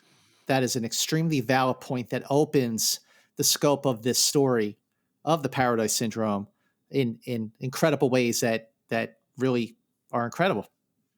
By the way, one thing that is not done correctly is that he calls up and Scotty answers and says, "Aye, Captain," instead of, "Oh my God, Captain, you're alive? We didn't know." They found you. They spent 2 months thinking he was dead, but the door opens. I like that Miramanee's on it when it opens. I think that's a nice touch. Scotty, if the deflector isn't activated within 20 minutes, get out of orbit. The landing party's expendable. The Enterprise isn't. And then turns his attention to Miramanee just for a moment to kiss her. Bones, stay with her. Do what you can. Which, by the way, he's doing nothing. He's just standing there. He does nothing to help her at all. Oh, jeez. Poor McCoy. But we go inside. Careful. I must have hit something accidentally. The beam caught me, and that's when I stopped remembering. Probably a memory beam. You must have activated it out of sequence. Okay, this was the big thought that I was saving till the end. A memory beam you activated out of sequence. What is a memory? What do you think a memory beam is? I never thought about a memory beam.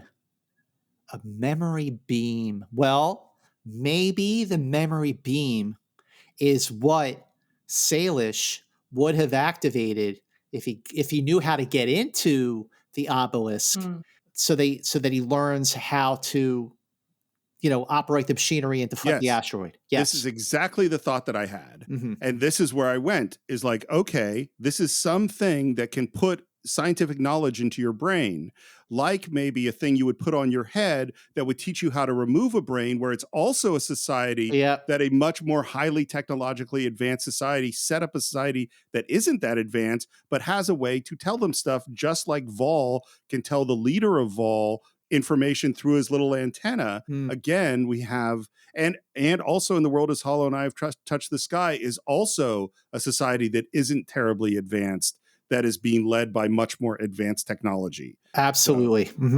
So then Spock goes off on a long lecture about musical notes, and finally Kirk interrupts and says, Spock, just press the right button. And that made me think of Star Trek: The Motion Picture, where he goes, Spock, transmit now. And they fire a big beam out at the asteroid, and it totally works. Good job. Good job. The planet is saved, but that is not the end of our story. Because we're back in his home in the hut, and McCoy's with Miramani, and Kirk says, how is she? She had bad internal injuries, Jim. Will she live? No. And I'm like, the medical power on the Enterprise. Yeah, she got hit with a bunch of rocks. They would be doing, I mean, like, if she was brought into the ER here, they would be doing stuff. Like, it seems, but that is what it is.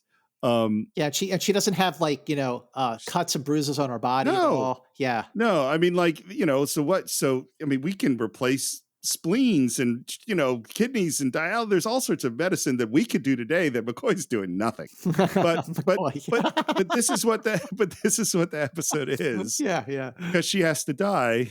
Yeah. But he goes to her, he holds her. This last scene is lovely. It's beautiful. It's beautiful. I will bear you many strong sons. I love you always.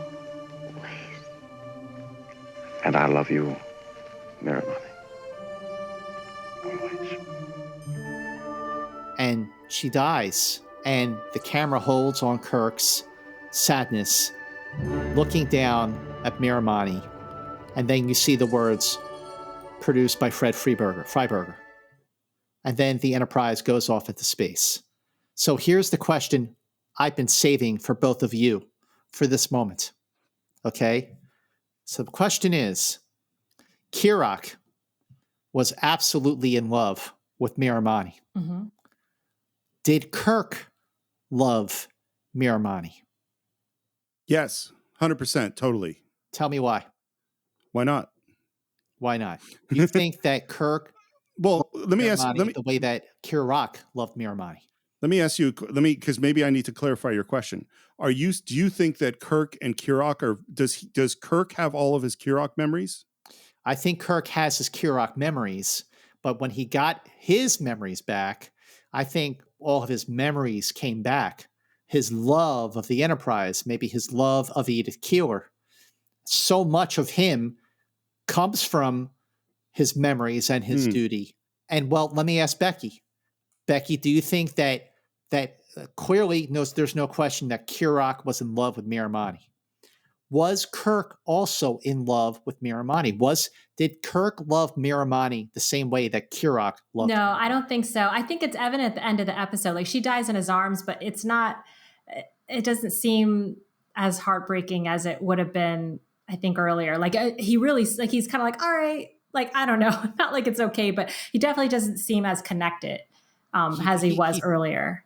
He doesn't have the tragic, completely devastated expression that he had at the end of Sitting on the Edge of Forever. Yes. What I think, the reason I asked this question is because I think that Kirk loved that Kirok loved Miramani.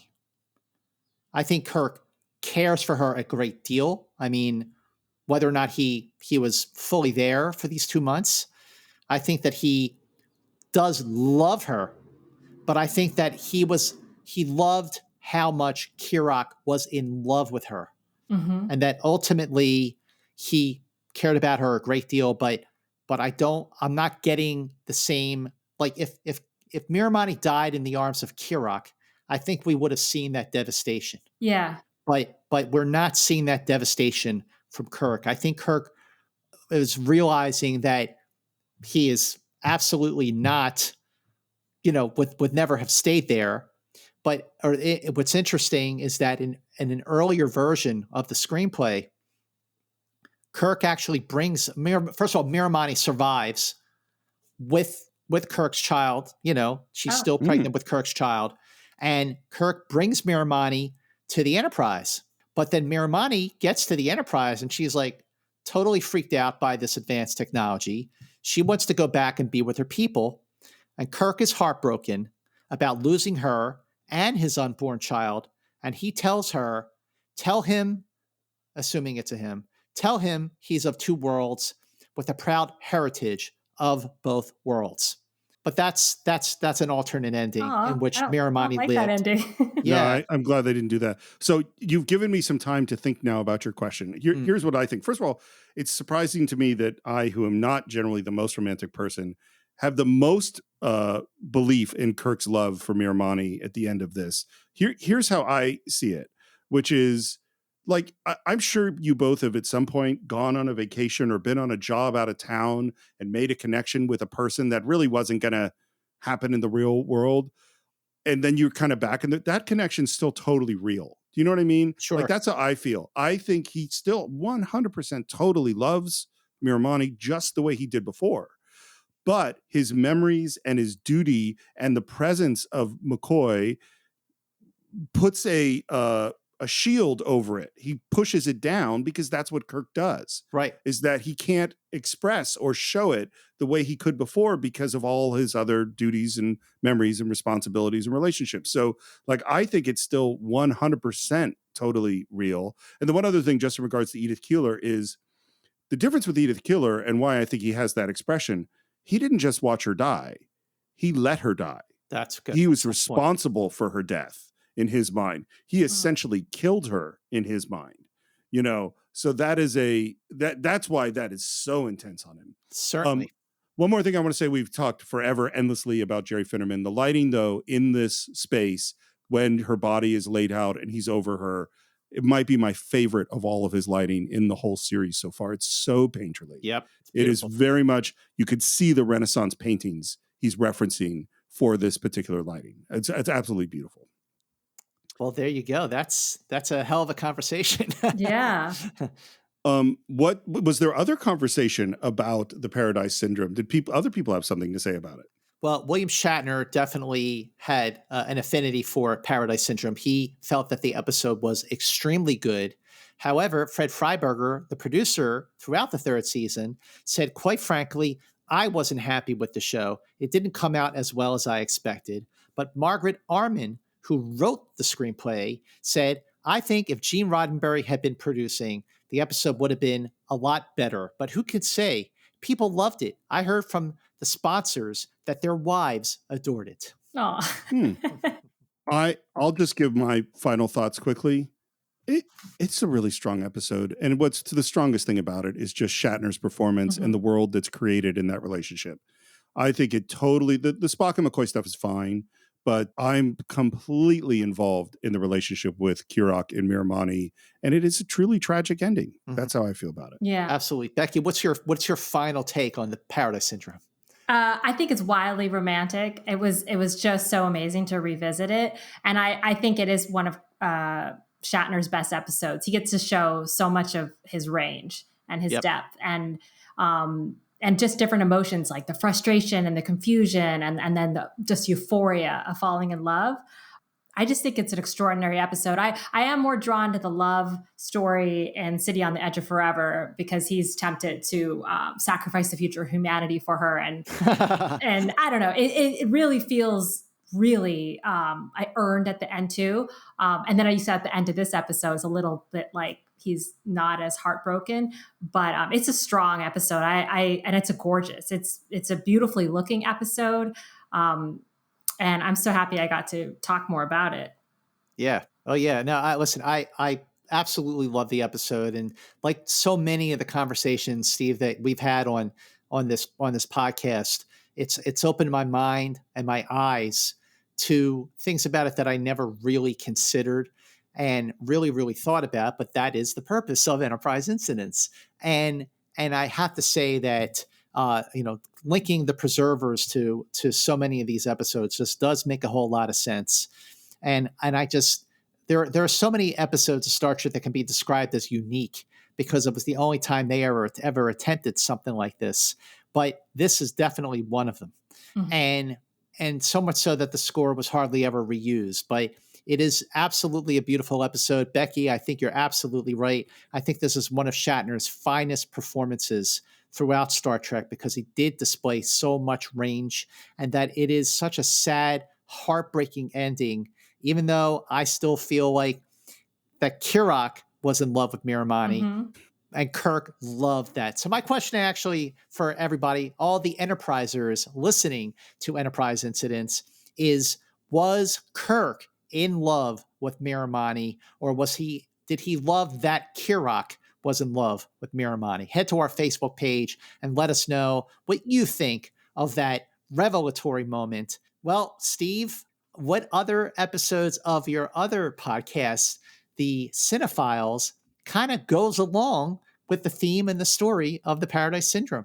Well, I was thinking about that, and the one that I came up with is one I don't think I've ever mentioned on Enterprise Incidents, but since we're talking about Native Americans and we're talking about a romantic but somewhat hopeless love story, The Last of the Mohicans, Michael Mann's film with Daniel Day-Lewis, seemed to fall into that category. So we did that a couple of years ago, one of John's absolutely favorite movies, and, I like it too.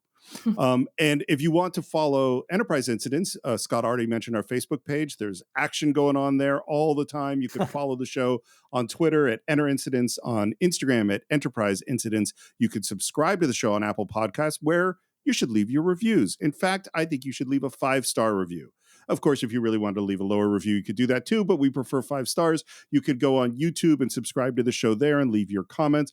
And most importantly, if you want to support the show, you can do it through Anchor, which is our podcast host. And the easiest way to do that, right on this episode, you can click on the description, and in the show notes is a link to Anchor where you can subscribe to Enterprise Incidents for as little as 99 cents a month. That is not even like less than a cup of coffee. That you can't even buy a video game for 99 cents anymore. If you could find an arcade where you could play one, we think of it as a tip jar. We really appreciate your support there. Scott, how would people find you? You can follow me on Twitter and Instagram at Movie Mance. And like Steve said, be sure to head over to our Facebook page. I'm posting stuff on our page all the time. And if you follow us on Facebook, our Facebook page, Enterprise Incidents, you'll be the first to know breaking news about upcoming episodes and guests for Enterprise Incidents. And like Steve said, I'm just going to second this.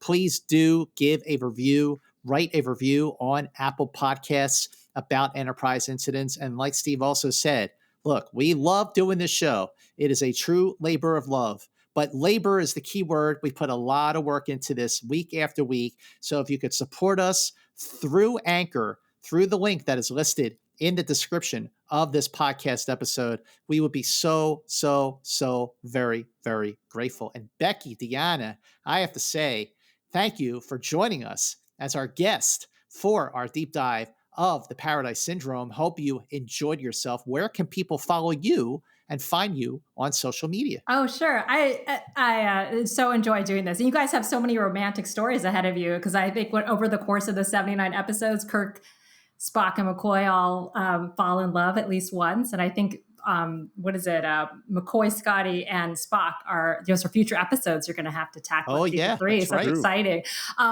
You can find me on Twitter at Hollywood Minotaur. And that's Hwood Minotaur. If you go to my Twitter page, you'll get a link to my website, which has got all my podcast appearances. I've done some I did a big episode on the original season and Next Gen. But also if you're into Ingmar Bergman, I have like 20 Ingmar Bergman episodes. So really there's something for everybody on there. And I wanted to ask you guys this trivia question, which you probably will know. Because my job is working with third-party brands and tying them in with movies, do you guys know McDonald's first Happy Meal movie promotion, what it was? McDonald's, was it Star Trek The Motion Picture? Yes, it was. Nice work. That was impressive. Very impressive. My faith in Scott Mance continues to be well rewarded. Yes. Well, Becky, Deanna, thank you so very much. And coming up on the next episode of Enterprise Incidents, it's our namesake episode, The Enterprise Incident, where Kirk gets pointed ears and acts like a Vulcan to steal the Romulan cloaking device. Spoiler alert. But The Enterprise Incident is a beloved episode. It is next on Enterprise Incidents. So join us. And until then, keep going boldly.